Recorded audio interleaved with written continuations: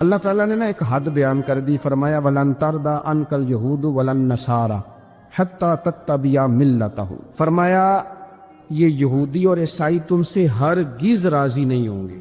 یہ قرآن ہے، اور سادہ ترجمہ تفسیر کی بھی ضرورت نہیں۔ یہ معاہدے کر لیں، محبت کے وعدے کر لیں، یہ تم سے راضی نہیں ہوں گے۔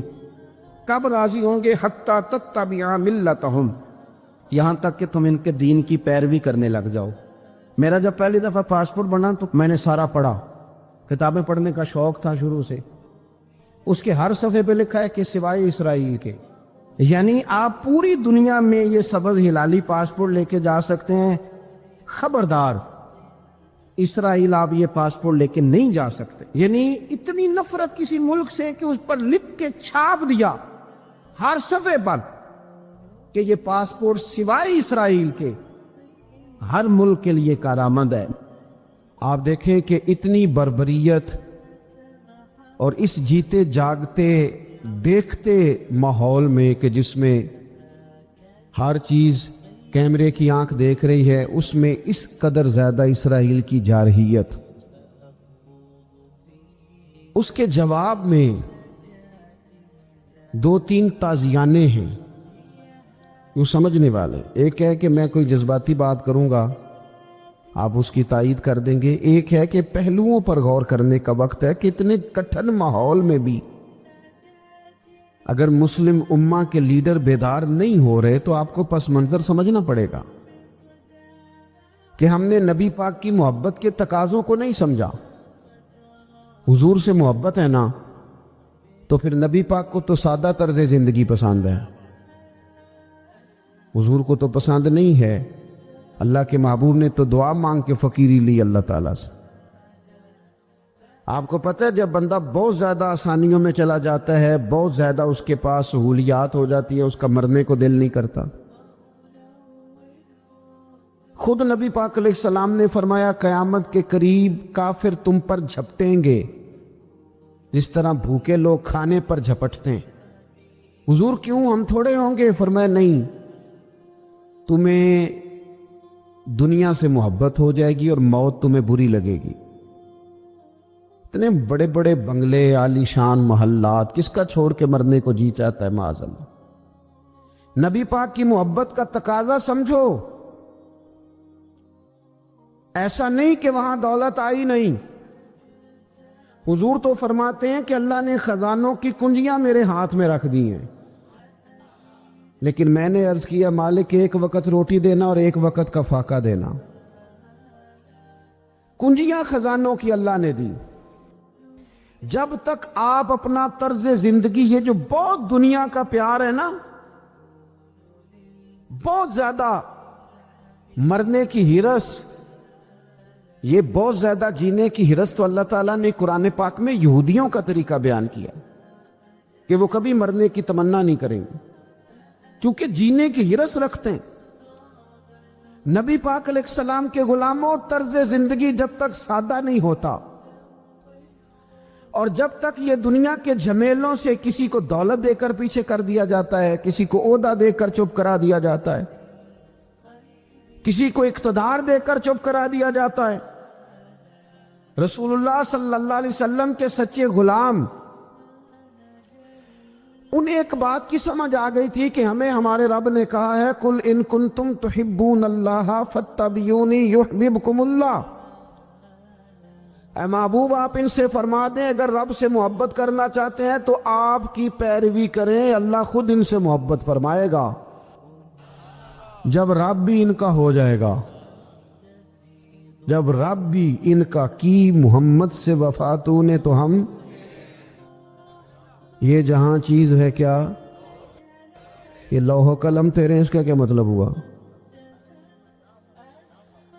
لوح و قلم، قلم لکھتی ہے نا تقدیریں، مقدر فیصلے، تو لوح و قلم تیرے ہیں، اس کا مطلب یہ ہے کہ پھر رب کریم تیرے اوپر فضل کرے گا، اور وہ جن فیصلوں کی امت کو دیانت سے چاہت ہے، اللہ اپنے فضل سے وہ فیصلے فرمائے گا۔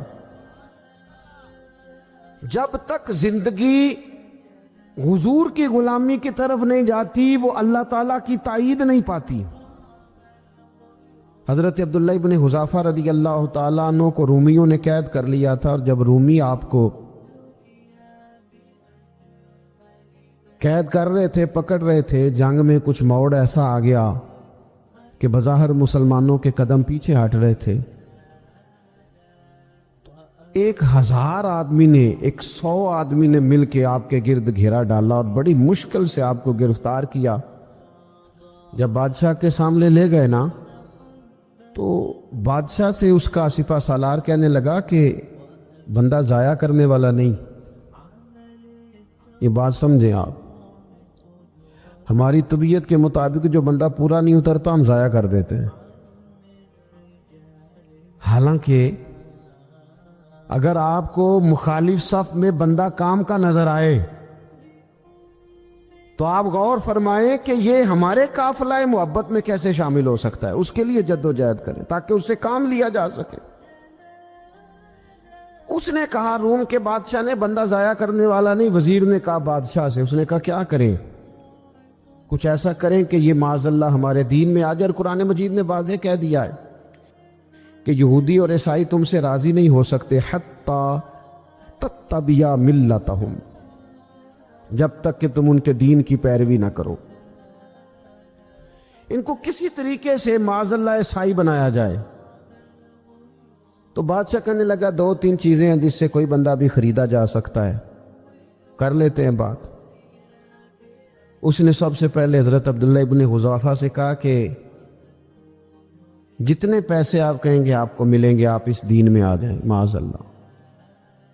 تو حضرت عبداللہ ابن حذافہ نا، کچھ لوگ بڑے سیانے ہوتے ہیں، بردبار ہوتے ہیں، بعض باتوں پر غصہ نہیں کرتے، ہنستے ہیں۔ حضرت عبداللہ ابن حذافہ ہنس پڑے، فرمانے لگے تجھے کس نے بادشاہ بنایا؟ تو بڑا بیوقوف آدمی ہے۔ اس نے کہا کیا مطلب؟ فرمانے لگے نادان، میں تو تلوار لے کے میدان میں آیا ہوں، مجھے دولت کمانی ہوتی میں تجارت کرتا، میں تجارت نہیں کر رہا، میں تو شہادت کے لیے نکلا ہوا ہوں، اور تو مجھے کہہ رہا ہے پیسے لے لے؟ کو عقل کی بات کر۔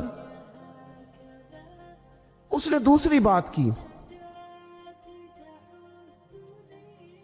اس نے کہا کہ میں بادشاہ ہوں، میرے نیچے جتنے بھی عہدے ہیں، وزیر، مشیر، وزیر خزانہ، جو آپ عہدہ کہیں گے آپ کو دے دیا جائے گا، آپ اس طرف آ جائیں۔ تو حضرت عبداللہ ابن حذافہ کہنے لگے پھر کہتا ہوں تو بڑا نادان ہے۔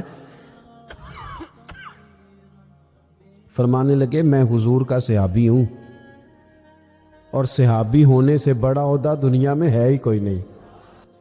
صحابہ وہ صحابہ جن کی ہر صبح عید ہوتی تھی، خدا کا قرب حاصل تھا، نبی کی دید ہوتی تھی۔ کہا تو مجھے لالچ دے رہا ہے؟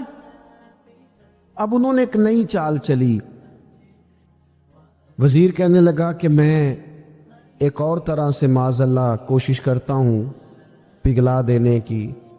آپ اندر کمرے میں قید تھے تو وہاں ایک خاتون کو بنا سوار کر بھیج دیے گا۔ دوستو یاد رکھنا، تگڑا اور مضبوط جوان پتہ کون ہوتا ہے؟ جس کی نظریں پوری طرح اس کے کنٹرول میں ہوں۔ یہ علامت جوانی ہے۔ جس آدمی کا پوری طرح، 2 لوگ دنیا میں کبھی کوئی کارنامہ سر انجام نہیں دے سکتے، ایک جو حرام کھاتا ہو، ایک جس کی نظر ناپاک ہو۔ محمد بن قاسم جب یہاں آئے تھے نا، تو ایک دن بڑے پریشان تھے، تو ایک بزرگ کہنے لگے آپ کیوں پریشان ہیں؟ کہنے لگے راجہ دہر سے مقابلہ ہے، اور ہماری فوج تو سندھ کے رستے بھی نہیں جانتی، زبان بھی نہیں جانتی، لڑیں گے کیسے؟ 2-4 دن کے بعد ان بزرگوں کی دوبارہ محمد بن قاسم سے ملاقات ہوئی تو بڑے خوش تھے۔ کہا آپ کیوں خوش ہیں؟ کہنے لگے وہ میرا مقابلہ نہیں کر سکتا، میں نے تحقیق کر لی ہے۔ کہا کیوں؟ کہنے لگے نظر کا گندہ ہے، اور جو نظر کے گندے ہوتے ہیں وہ میدانوں میں ٹھہرا نہیں کرتے۔ میدان کے لیے نکلنے کے لیے پاک جوانی کی ضرورت ہوتی، تطہیر مزاج ہونا ضروری ہوتا ہے، پاکیزہ افکار اور سچی اور سچی ستھری سوچوں کا ہونا ضروری ہوتا ہے۔ اس لیے فرمایا کہ میرا مقابلہ نہیں کر سکتا۔ حضرت عبداللہ ابن حذافہ کمرے میں تھے، تو وزیر کی بیٹی اندر سجی سنوری پہنچ گئی. جیسے ہی آپ نے اس کفر کی چال کو دیکھا تو تیمم کر کے نفل شروع کیے. وہ ساری رات بیٹھی رہی. رب کا بندہ ساری رات عبادت کرتا رہا.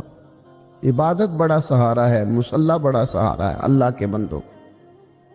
صبح دروازہ کھولا, وزیر نے اپنی بچی سے پوچھنا چاہتا تھا رزلٹ کیا نکلا, تو کہنے لگی پیچھے ہٹ جا, اب تیرا میرا تعلق کوئی نہیں, میں نے نبی پاک کا کلمہ پڑھ لیا. اس نے کہا میں نے بھی زمانہ دیکھا ہے, پر یہ کیا لوگ ہیں کستوری کے بنے ہوئے, سندل سے دھلے ہوئے, کہ میں ساری رات کمرے میں رہی اور 100 اور 1000 آدمی جس جوان کا مقابلہ نہ کر سکے, اتنا طاقتور جوان کمرے میں رہا اور اسے نظر اٹھا کے نہ دیکھا. او کچا رنگ للاری والا جڑا چڑھدا تے لیندا رہندا ہے, اے عشق تیرے دا رنگ محمد چڑھیا پھر نہیں لیندا. سبحان اللہ. میں کہا ایک دفعہ نظر اٹھا کے نہیں دیکھا, کمال ہو گئی. اتنے بڑے لوگ, اتنی بڑی سعادت مندی, فیروز بختی, معاملہ فہمی, حد ہو گئی. اللہ اکبر. دوستو, بادشاہ جب پوری طرح ہار گیا نا, اس نے کہا مار دو. تیل گرم کیا ایک کڑاہی میں, اور جب آپ کو اس میں ڈالنے لگے تو آپ کی آنکھوں میں آنسو آ گئے. بادشاہ کا خیال ہوا شاید نرم ہو گئے ہیں. کہنے لگا روئے کیوں؟ فرمانے لگے سوچتا ہوں جان ہی ایک ہے, کتنا مزہ ہے اس کی راہ میں جان دینے کا, کتنی لذت ہے اس کے نام پر مرنے میں, کتنا لطف ہے. جے تو چڑھیا اٹھے دار بھی نہیں, تے جے تو وکیا عشق بازار بھی نہیں, تے ایڈا سستا سودا پیار بھی نہیں, تے ایڈا سستا لبدا یار بھی نہیں. کئی جنگل گانے پیندے نی, کئی دوزخ لنگنے پیندے نی, جے وہ اس ملوں بھی مل جاوے, ایدوں سستا ہور بپار بھی نہیں. تے کچھ سمجھ نہ آوے لوکاں نوں وہ کادے نال شہید کرے, جٹھی یار دے ہتھ تلوار بھی نہیں, پر او دا خالی جاندا وار بھی نہیں. کہنے لگے ایک جان ہے نا, تو دل کرتا ہے ہزاروں ہوتی تو ایک ایک کر کے محبوب کے نام پہ قربان کرتا, جب میرے پاس ہے ہی ایک, کروں کیا؟ حضرت عبداللہ ابن حذافہ رضی اللہ تعالیٰ عنہ جب روئے اور بادشاہ نے یہ بات سنی, تو بادشاہ اٹھ کے کھڑا ہو گیا, سارے وزیروں مشیروں کو کہنے لگا تم نے کہا تھا نا بندہ ضائع کرنے والا نہیں, یہ بھی ضائع کرنے والا نہیں. کہنے لگا میرا ماتھا چومو, تم جیسے لوگوں کو قتل نہیں کرنا چاہیے, آزاد کرنا چاہیے. عزیز, اپنی زندگی سے نا یہ بہت زیادہ ہرس, ہوس, طمع, اور یہ کسی بات کی بھی ہو, ہرس صرف پیسوں کی نہیں ہوتی, شہرت کی بھی ہوتی ہے. یہ بیماری انسان کو اقتدار کی بھی ہوتی ہے, تعریف کی بھی بیماری ہوتی ہے. یہ سارے نقص ہوتے ہیں لوگوں کو, اور معاذ اللہ بعض جبوں کبوں کے اندر بھی ہوتے ہیں, وہاں بھی پنپتے. اپنی زندگی جب تک اس سادگی میں نہیں لاؤ گے جو رسول پاک نے عطا فرمائی ہے, جب لوگ آسانیوں میں پوری طرح الجھ گئے تو پھر وہ دور ہوئے اور کفر چڑھ گیا. دوسری بات, اللہ کے محبوب صلی اللہ تعالی علیہ وسلم کی محبت ہم سے تقاضا کرتی ہے کہ ہم اس مشن کے لیے کام کریں جس مشن کے لیے رسول پاک نے کام فرمایا ہے.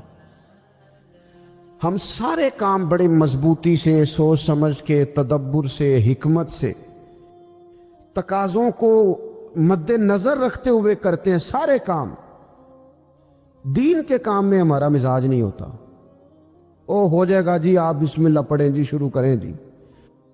آپ تقاضوں کو سمجھیں, چیزوں کو دبائیں نہیں, چیزوں پر غور کریں. کسی کے ذہن کی سطح پر سوال ابھرتا ہے, اس کا تسلی بخش جواب دیں. اپنی زندگی میں دین کے کام کے لیے اپنے آپ کو وقف